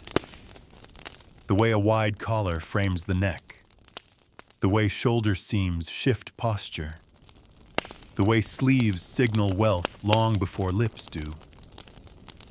You step back outside and rejoin the main thoroughfare where the crowd has thickened. A noble family rides past on horseback, their cloaks trailing like banners, and every pedestrian stops, not out of obligation, but out of fashion, curiosity. What's she wearing? How high are her sleeves? Is that real ermine behind you? A baker's assistant slips on a flower-spotted tunic, short-sleeved and pale from washing. He tightens the belt, nods to himself, and begins arranging loaves. He's not just baking, he's performing. Even laborers knew how they looked mattered. In fact, sometimes they knew better than anyone. At a corner near the cathedral square, you stumble upon a street preacher. He's barefoot, ragged, wrapped in a patched robe. But that robe, brown, rough, and shapeless, is calculated, deliberate. An aesthetic of poverty that preaches louder than words. You listen for a moment. He talks about excess, about sin draped in silk. But you notice his beard is trimmed. His robe is cinched just so. Even humility has its fashion standards. Even protest wears a costume. And then the bells toll noon. People pause. Not for prayer. Not all of them, at least. Some pause to adjust cloaks, to remove gloves, to straighten hats. Noon is visibility. It's presence. It's the moment when the sun lands on your shoulders and everyone can see exactly what you chose to wear that morning. You slip into the cathedral square where light floods the plaza like melted glass. Stone arches rise on all sides, and the crowd moves in slow waves. Merchants calling children, darting nobles, nodding, beggars, whispering. It's a theater, and every person plays their part. A group of noblewomen glides by their gowns so wide they displace air. One wears a Burgundian gown, a late fashion, that sweeps the floor with folds of velvet, the neckline plunging deep in a stiff V. The look is severe, almost architectural. Her veil is sheer but starched, draped over a horned headdress like silk on antlers. It's gravity-defying. Her maid walks 3 paces behind, holding the train. You wonder how many hours it took to get dressed. Probably all of them. Nearby, a university student reads from a scroll. His robe is black, his coif stiffened his shoes, scuffed at the toe from pacing. Students were identifiable by their uniform, the capa clausa, a long cloak fastened over the shoulders. Meant to project seriousness, learning humility, you can almost smell the ink in his sleeves. A fishmonger wipes her hands on her apron and laughs. Her gown is old, but has been re-sewn at the seams. You can see where the darts were moved, maybe to fit her more comfortably, maybe to stretch one more year out of the cloth. She wears a necklace with 5 tiny beads. They're mismatched, probably from different bracelets or even rosaries, but they gleam all the same. And across the square, a man stands absolutely still. He wears a cloak the color of new ash, trimmed with fox fur, the lining exposed just enough to show off the embroidery. His hat is narrow-brimmed, tilted forward, his hose tight, one blue, one gray. You can't tell if he's noble or merchant. That's the point. He's uncategorizable. And everyone notices him. He doesn't speak, doesn't move, just stands like a statue carved by status. And you realize fashion in the Middle Ages wasn't always about conforming. Sometimes it was about confusing, blurring lines, challenging class, drawing attention by denying it. You sit by the cathedral steps and let the scene blur. Sleeves flutter like wings, veils billow like smoke, buttons gleam like stars. And you think about how many choices, tiny, unseen, led to this moment. Which stitch to use, which fabric to pick, which color to risk, which rule to break.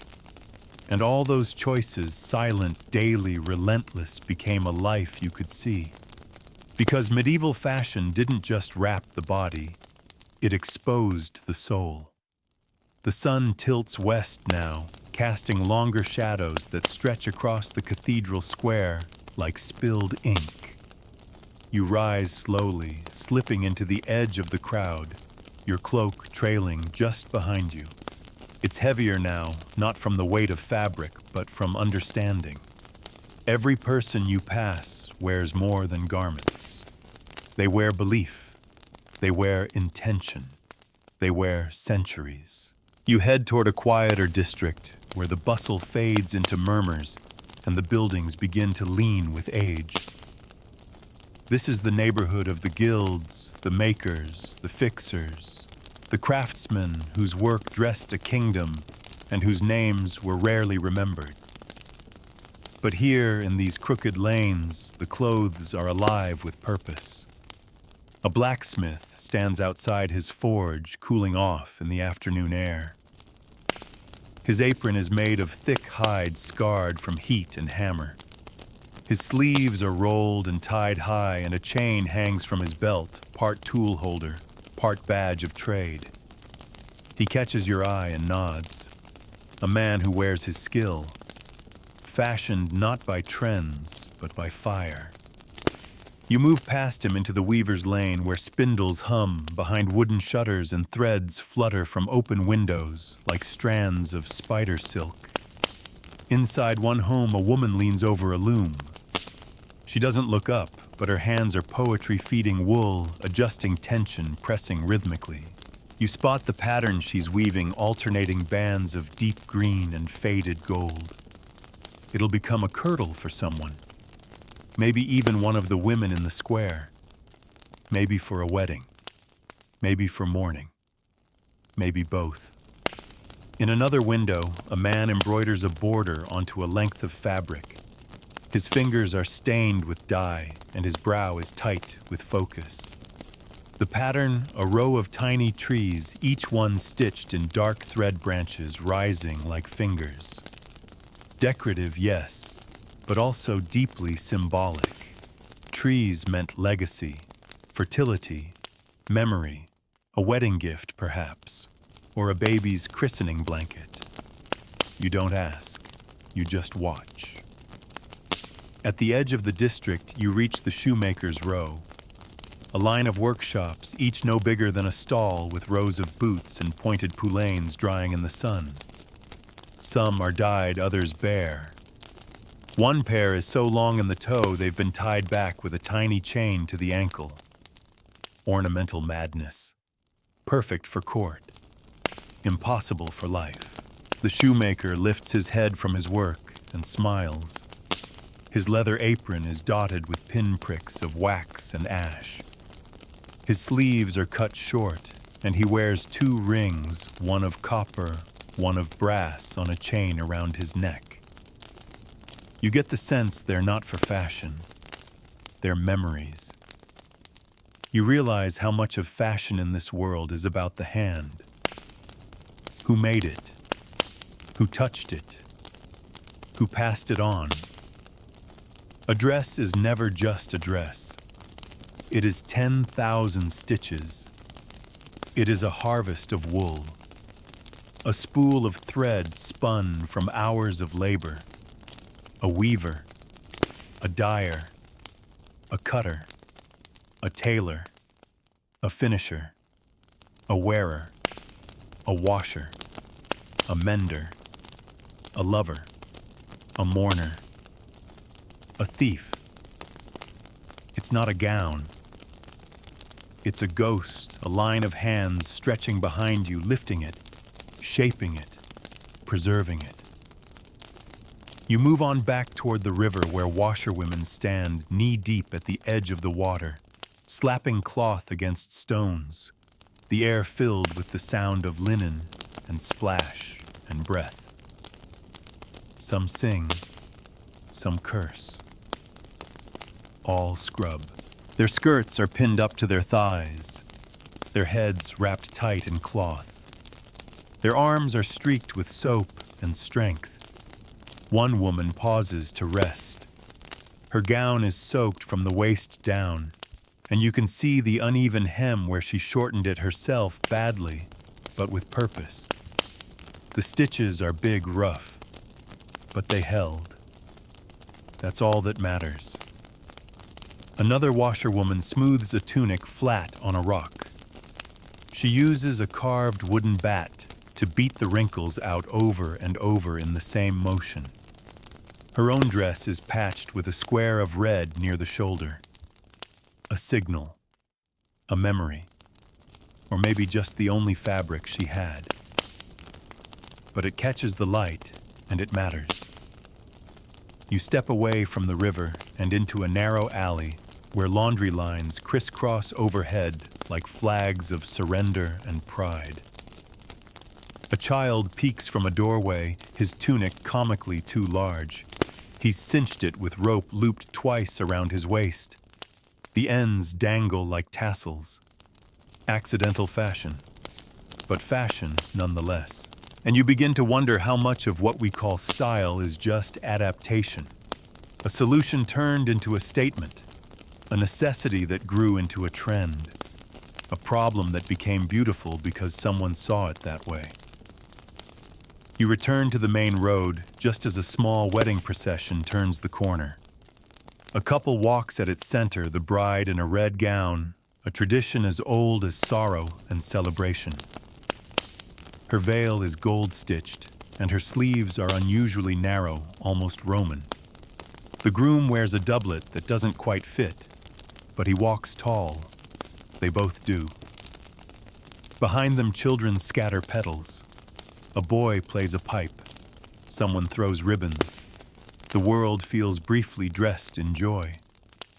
And you notice again how the sleeves of the guests swing wide or narrow, how the hems flutter, how the shoes sparkle with hidden beads. Everyone came in their best, and everyone looks a little bit ridiculous and completely magnificent, because that's what medieval fashion was. It was magnificent because it was ridiculous. It was excessive because life was hard. It was decorative because survival wasn't beautiful and people needed beauty. So they stitched it. They wore it.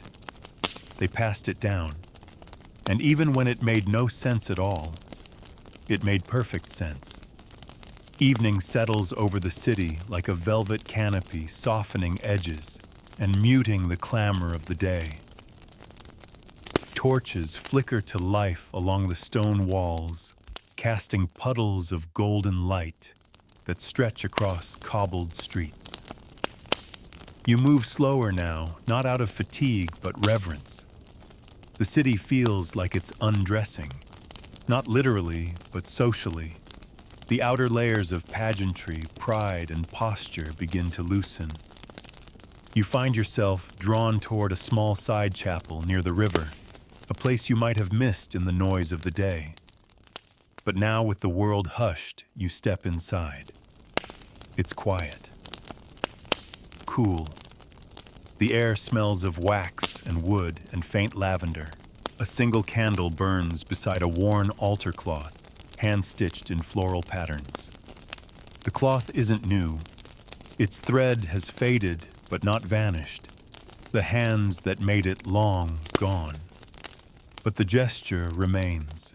A woman kneels at the front pew, her back straight, her gown simple, her veil pinned so precisely it doesn't shift as she bows. She doesn't notice you. You're not meant to be noticed here. Her sleeves are folded over her hands, a sign of humility, or sorrow, or maybe just warmth. You sit a few pews back. On the stone floor beside you lies a dropped ribbon, dark green, frayed at one end. You pick it up. It's silk, a luxury, but small. It was probably tied to a wrist or braided into hair, maybe offered as a votive, maybe as a goodbye. You don't keep it. You place it back where it lay. It doesn't belong to you. As you step outside again, the air is cooler. You wrap your cloak tighter. The sky is purple now, streaked with fire at the horizon. And you notice something you hadn't before. People are changing. Not just figuratively. Literally. The city begins its nighttime transformation. Cloaks reappear. Hoods are drawn. Colors deepen. Flashy silks are hidden beneath darker wools. Jewelry disappears beneath gloves. It's as though the city has a second wardrobe. One for night, one for the quiet. You pass a group of servants gathered near a public fountain, laughing as they share bread. Their clothing has changed since earlier aprons removed sleeves unrolled. One girl wears the same gown but has added a wool scarf braided at the edge. You wonder if she made it herself. It looks too new to be inherited. She wears it like armor.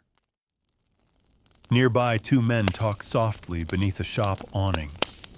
One of them wears a deep blue doublet with no embroidery at all, but the fabric is too fine for a craftsman.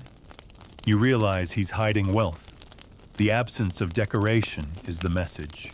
In this world, too much fashion at the wrong time could be dangerous. So could too little. A nobleman rides past, his cloak pulled low, his hat shadowing his eyes. Earlier he would have strutted. Now he blends. Fashion isn't static here. It shifts with the hour, the setting, the audience. At night, it whispers. You come to a courtyard where a group of women are spinning by lamplight. Their hands move automatically, wool twisting between fingers, spindles turning like slow planets. They wear house gowns, loose warm, already worn at the cuffs. But their collars are buttoned, their hair braided, their aprons folded neatly. Even in relaxation, there's structure. One woman hums, another joins her. A low melody. A lullaby, maybe, or a prayer. And it strikes you how much fashion in this world was tied to rhythm, not just of music, but of life. Morning meant linens, work meant belts, evening meant pins removed, prayer meant veils adjusted, celebration meant color, mourning meant layers. It wasn't about having more. It was about knowing when. You continue past the courtyard into a narrower lane where candles glow behind paper-covered windows. You peek through one and see a tailor at work still sewing by lamplight. His face is lined, his eyes narrowed. The garment in his lap is dark red, nearly black in this light. A funeral gown, a winter cloak, maybe a gift. You watch as he threads a needle and dips it into wax. His stitch is deliberate. Every tug means something. And here's the strange truth you realize standing outside this quiet window. Every person in this world was telling a story with what they wore. Not always a loud story. Sometimes it was a whisper stitched into a cuff. Sometimes it was a plea hidden in a brooch. Sometimes it was a boast curled into a curled shoe tip. But always a story. You move on past rows of houses stacked like books toward a bridge that crosses the river. As you walk, you glance over the stone edge. The water reflects the city in jagged ripples. You see a hat bobbing in the current, just a scrap of felt, detached from its owner, its purpose, its place. And yet even now it floats like something dignified, like it remembers being worn. At the far side of the bridge, an old man sits hunched on a step. His cloak is torn. His hose are patched with unmatched fabric. But on his chest, pinned to his shirt, is a token, a piece of carved wood shaped like a lily. It's painted blue. Faded, yes, but still visible. You sit beside him without speaking. And after a while, you realize even the poorest people in the Middle Ages found a way to declare themselves. Not through wealth, not through excess, but through consistency, through care, through choices. Even if it was just one pin, or one sash, or one stitch of red thread in a sleeve otherwise the color of ash. You stand once more, feeling the day behind you like a second skin, one you've worn for centuries somehow. The stars are out now, and so is the truth. Fashion in the medieval world wasn't just decoration. It was discipline. It was faith. It was presence. You walk on through the sleeping city past shadowy archways and shuttered stalls where earlier noise has dissolved into hush. Lanterns burn low in iron brackets, hissing quietly as the oil recedes. The fabric of the city, its stone and timber and cloth and breath, has finally exhaled. This is when fashion lets go, when formality slips, when garments aren't worn to impress, but to rest. You pause beneath a cloistered walkway where a woman kneels packing herbs into small linen pouches. She wears a wool dress belted high under her ribs, and her apron is streaked with violet and blue from crushed flowers. Her sleeves are rolled and fastened with bone pins, but they've loosened now as if they too are winding down. She tucks a sprig of sage into a folded corner and places it gently into a basket. These herbs will become sachets, scented bundles tucked into sleeves, bodices, undercaps. Because cleanliness was rare, but fragrance that could be worn. The idea strikes you suddenly how much the medieval world scented itself with its clothing. Dried lavender sewn into collars, rose petals stuffed into hems, bay leaves hidden inside slippers. In the absence of soap, people turned to plants. Fashion wasn't just what you saw. It was what you smelled. And now the night smells of smoke, wax, crushed thyme, and wool warmed by fire. You head toward the edge of the city, where the cloth halls rise like sleeping giants. Here in the heart of the weaving quarter, bolts of linen and wool rest under tarps guarded by the rhythm of snores from loft windows above. But even in sleep, the city wears its craft. You peek into a half-open door and see a loom mid-motion thread frozen mid-weft, the spindle still dangling. A garment half-born. In a neighboring window, a child's smock hangs from a peg. Tiny, cream-colored. The sleeves are patched. The hem is crooked. But there's a small embroidered sun stitched into the shoulder. The thread is orange-red, uneven. A beginner's hand. You smile knowing that child will wear it, and maybe, just maybe, feel brighter for it. You rest near a fountain now, listening to the trickle of water and the rustle of leaves overhead. A cat leaps silently from a barrel. Somewhere a lute hums in the dark. You feel cloaked in something older than fabric, older than fashion. The quiet ritual of dressing and undressing, of tying and tucking and pinning and folding. The rhythm of centuries sewn into linen. From a nearby doorway, an elderly man steps out, drawing his cloak tight. He glances up at the sky, then begins walking without haste. His shoes are worn but polished. His tunic is plain but pressed. His belt is smooth leather, looped twice, no frills. You watch him disappear into the night like a signature at the end of a letter. Neat, modest, perfectly legible. And that's when you realize something that had been whispering beneath all the layers until now. Fashion was never about wealth alone. It was about clarity. In a world so chaotic where famine and plague, war and superstition, taxes and sermons pressed down on every waking hour, clothing gave people a way to speak clearly. To say, I am loyal. I am respectable. I am mournful. I am devout. I am not to be underestimated. Fashion said what fear could not. Fashion said what language lacked. Even for those who owned only 2 garments, fashion still happened. In the choice of which one to wear that day, in how it was pinned, whether it was tucked or let flow, whether you fastened the top button or left it open in defiance, whether you walked with your sleeves loose or wrapped tight, or tied in knots for work, or dance or grief. You walk again, heading down toward the port, where the river stretches into blackness. Ships rock softly in the water, masts creaking.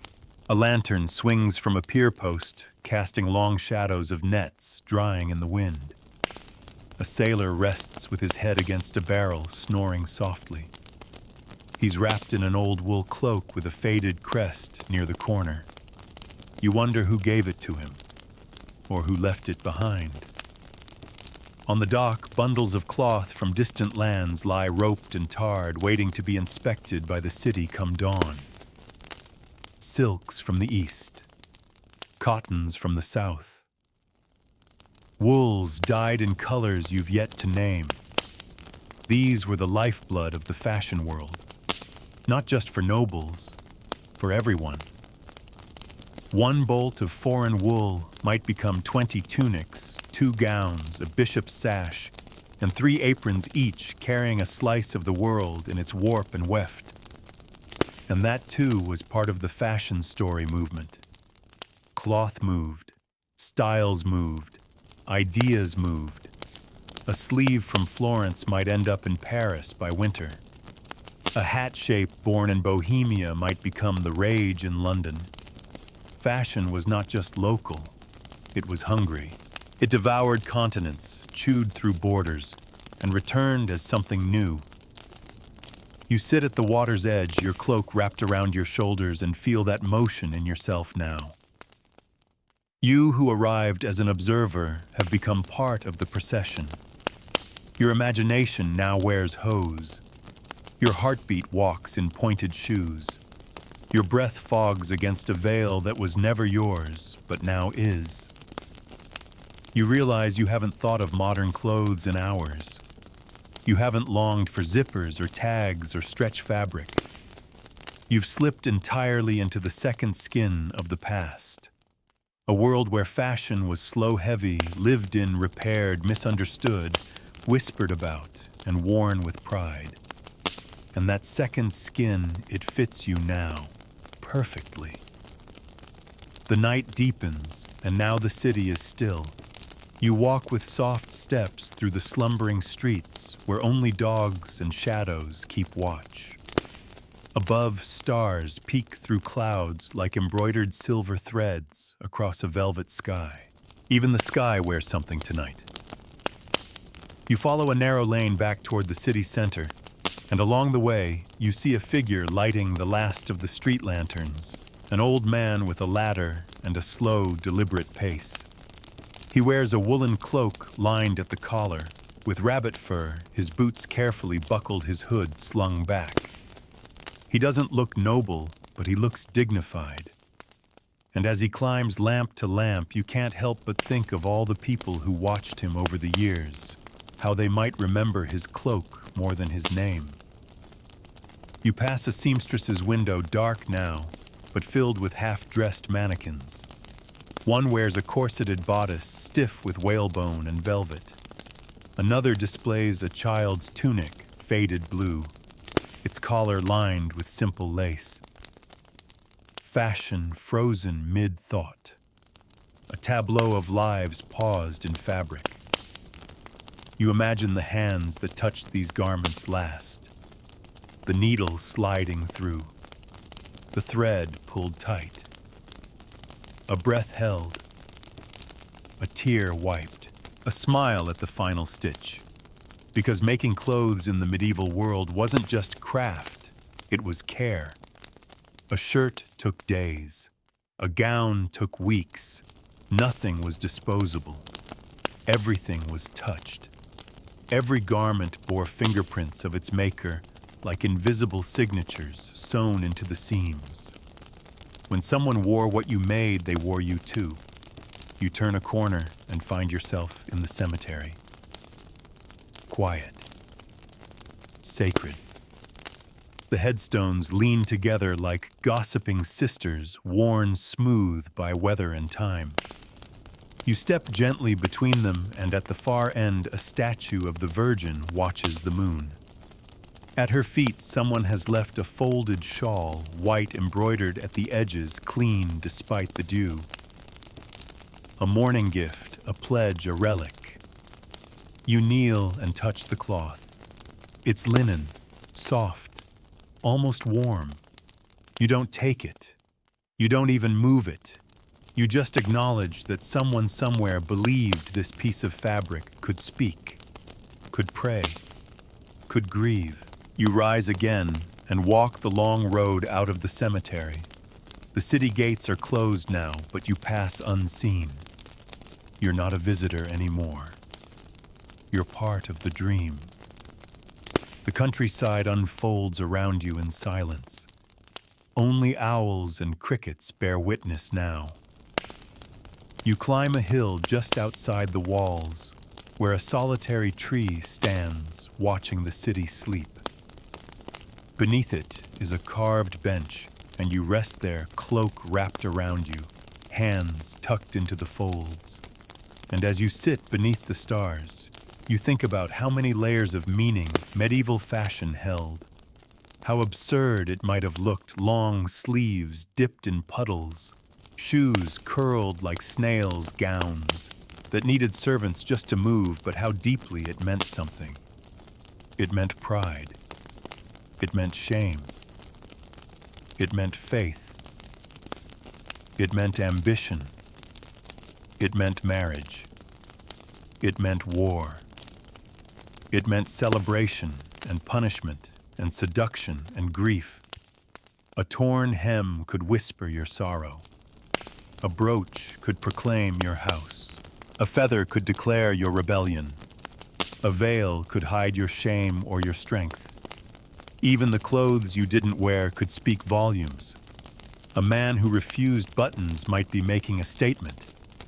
A woman who wore a widow's veil long after mourning might be remembering or resisting, or simply choosing to remain. Fashion was action. Fashion was archive. Fashion was armor. You remember the pilgrims on the road, their shells sewn to their cloaks. You remember the guild masters and their embroidered chains of office. You remember the peasants who cut shapes into sleeves not for flair, but to match the styles of nobility, because even longing had a uniform. And you realize something essential. Fashion in the Middle Ages wasn't insane. It was earnest. That's what makes it beautiful. It tried so hard. It wanted to impress. It wanted to tell the truth. It wanted to belong. It wanted to elevate, soften, flatter, declare. It wanted to turn the body into a sentence the world could read. And yes, sometimes that sentence was complicated. Run-on, repetitive, ridiculous. But it was also sincere. You lean back against the tree head resting in the crook of the bark and close your eyes. The breeze brushes your face like a sleeve trailing over a page. In your mind, you see it all again. The velvet, the linen, the wool, the buttons, the feathers, the tears, the thread. And you know now you'll never look at fashion the same way again. Because you've worn it, and it has worn you. And now you're still, wrapped in the gentle hush of night and the softness of imagined cloth. You can almost feel the layers linen brushing your skin, wool settling over your shoulders, the tug of a hood lightly pressing at your temples. Not heavy, not stifling, just enough to remind you that you're safe, covered, warm. The world around you has gone quiet. The city gates have closed. The torches have burned low. The needles are still. The sleeves have stopped rustling. Even the ridiculous shoes have been unlaced and tucked under the bed. There is only breath now. Yours steady and slow. No more hems to lift. No more cloaks to fasten. No more signals to send with thread or feather or cuff. You've walked through 1,000 years of garments, each one a story whispered in wool. And now with your own story folded neatly around you, you drift. Let your shoulders fall just a little heavier. Let your arms rest where they land. Let your fingers release whatever they've been holding, whether a memory or a worry or a thread that won't seem to tie. You don't need to wear anything right now. You don't need to explain yourself in fabric. You don't need to declare your station or your sorrow. You're just here, breathing and still, wrapped in a world of softness, wearing nothing but the quiet, wearing nothing but the dark, and wearing for once the peaceful weight of nothing at all.